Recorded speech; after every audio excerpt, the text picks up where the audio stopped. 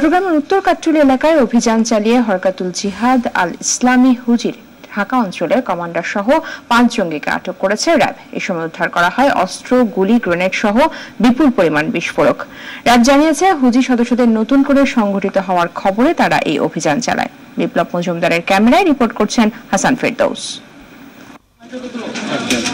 নগরীর আকবর্ষা থানাধীন উত্তর কাট্টলির মুকিম তালুকদার পাড়ার এই বাড়িটির চলতি মাসের 1 তারিখ থেকে মাসিক 8,000 টাকায় ভাড়া নেয় হুজির সদস্যরা। বাড়িটির মালিক সিটি কর্পোরেশনের নৈশ প্রহরী হাজি মনসুর আহমেদ। পরিবারের সদস্যদের পরে আনার কথা বলে তারা এই বাড়িটি ভাড়া নিয়েছিল।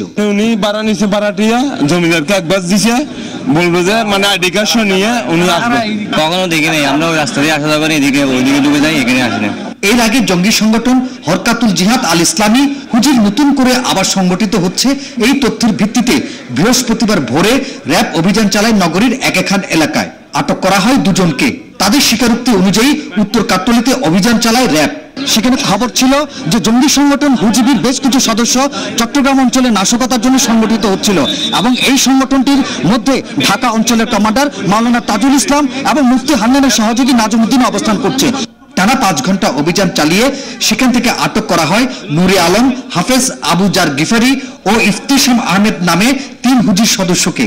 উদ্ধার করা হয় 2টি পিস্তল, 167 রাউন্ড গুলি, 7টি ম্যাগজিন, গ্রেনেড তৈরির সরঞ্জাম সহ জেহাদি বই। এক্সপ্লোসিভ বানানোর জন্য যে সকল ম্যাটেরিয়াল প্রয়োজন হয় সেগুলো অনেকগুলো এখানে আছে।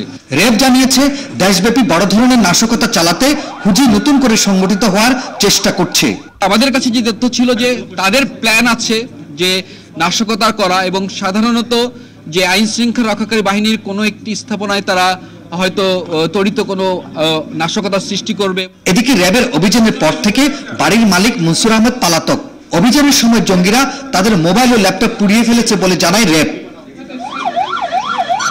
হাসান ফেরদৌস, 21 টেলিভিশন, চট্টগ্রাম।